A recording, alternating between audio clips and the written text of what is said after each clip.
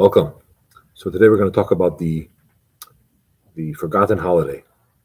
For some reason, Shavuos didn't make it to the top of the list, at least in American Jewry, and really all over the world for the holiday that's celebrated, commemorated, observed. It's not like um, Rosh Hashanah Mm-hmm. or Hanukkah or Pesach, that even if someone is otherwise not fully observant and really involved, but when it comes to those holidays, those Yom Tovim, they observe it in some way, whether it's the menu that they have, or it's the participation in shul, or it's the guests that they invite. But somehow, when it comes to Shavuos, it's a little bit forgotten. There's a lot of speculation why that is, but we want to change that, and we should realize the importance of this Yantif. It's the Yantif when we receive the Torah, Mm-hmm.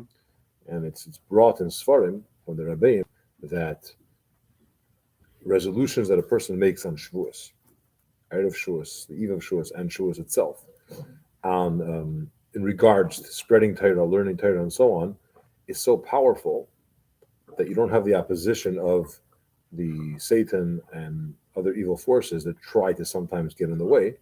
It's similar to the power and the auspiciousness of the time of blowing shofar or Yom Kippur, where a Yid is in a situation where he can really accomplish a lot, and by his resolve to teach, to learn, to observe Torah mitzvahs. So it's Shavuos really carries with it a lot of power and a lot of abilities that we could tap into. Now, this year Shavuos starts with Shabbos, which is Saturday night, this coming week, and it's a 2-day holiday. So it goes Shabbos, it goes Sunday and Monday. Now, being that it starts with Shabbos, you got to do all your preparations Mm-hmm. before Shabbos, which would be Friday.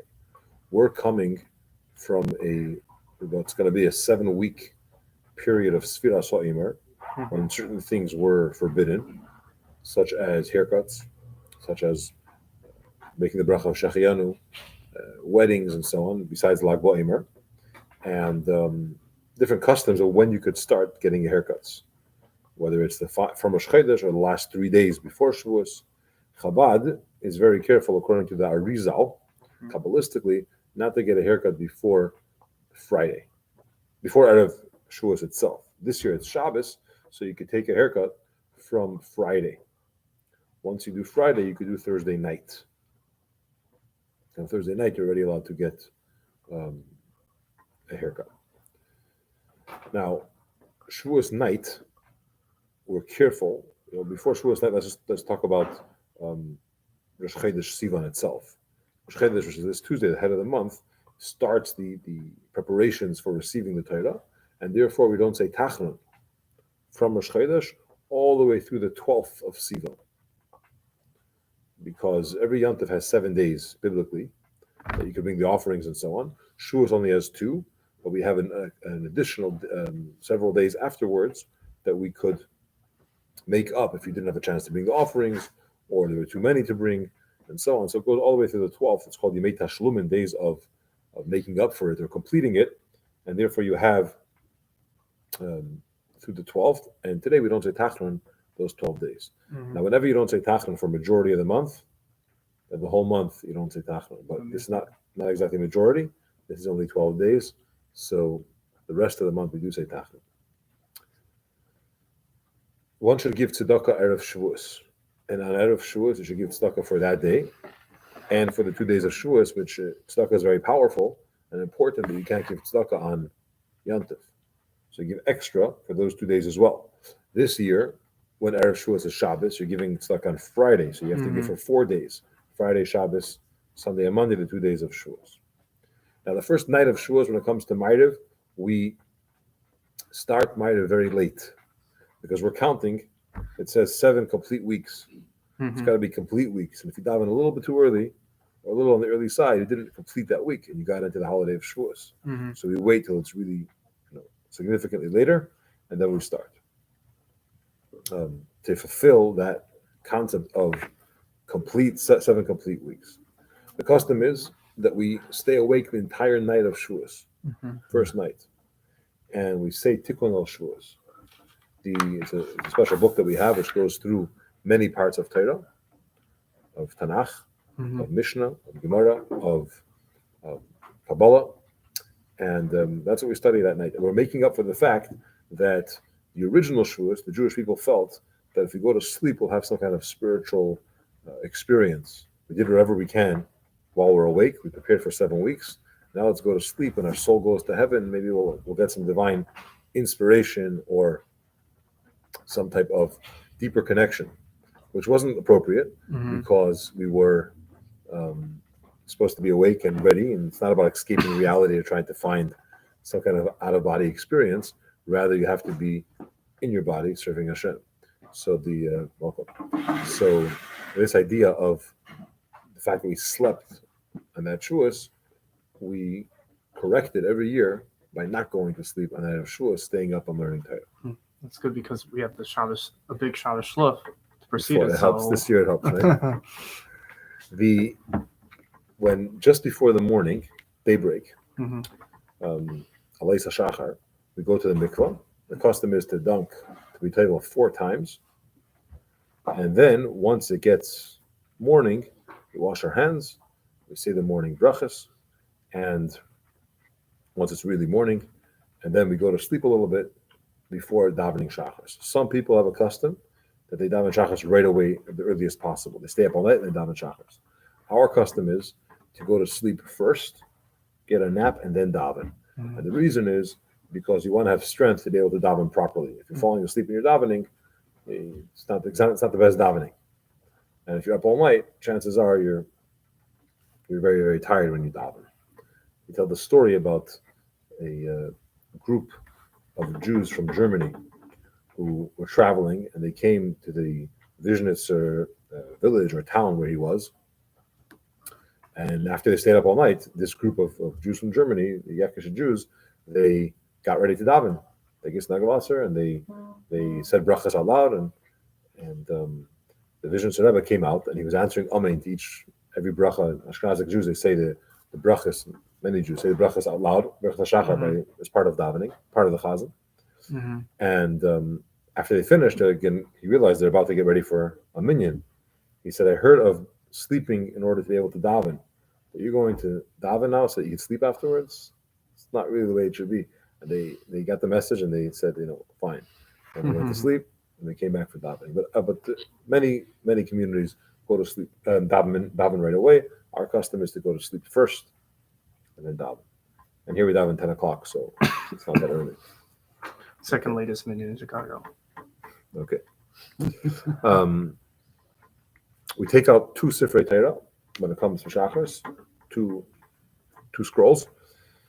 The first one we read the section about receiving the Torah, which carries with it the 10 Commandments. And it's a very important thing to hear the 10 Commandments. We face the Bima when the Malkera reads the Saras HaDibros, and we're really receiving the Torah again. Just like every Yante, we're not commemorating or remembering something that happened in the past, but we're reliving it, and we're experiencing it again on a greater level than the prior year.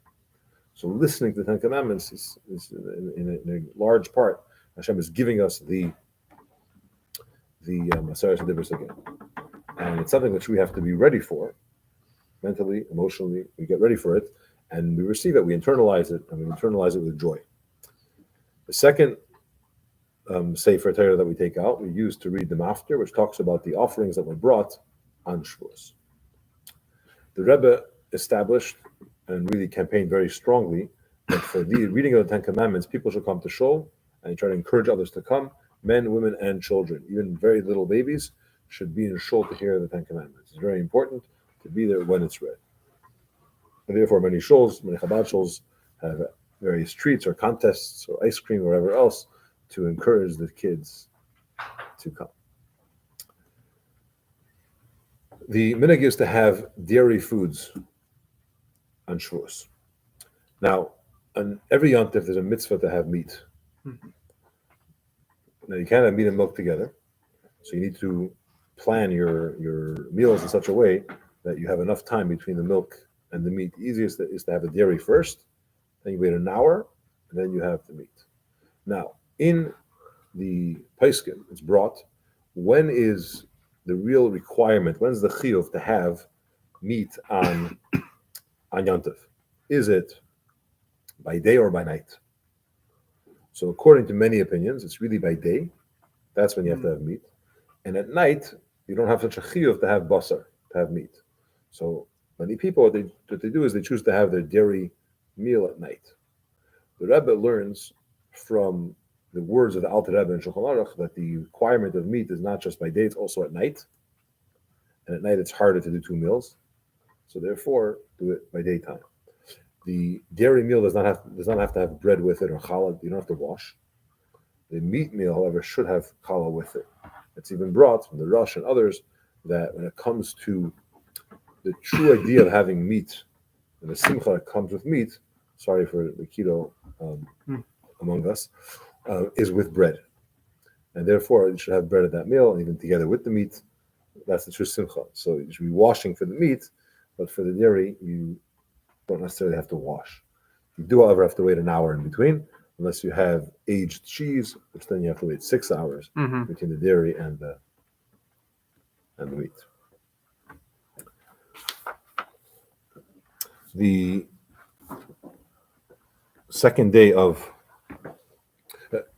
before that, there's a custom to have flowers, trees, plants in many shoals in honor of Shvuos.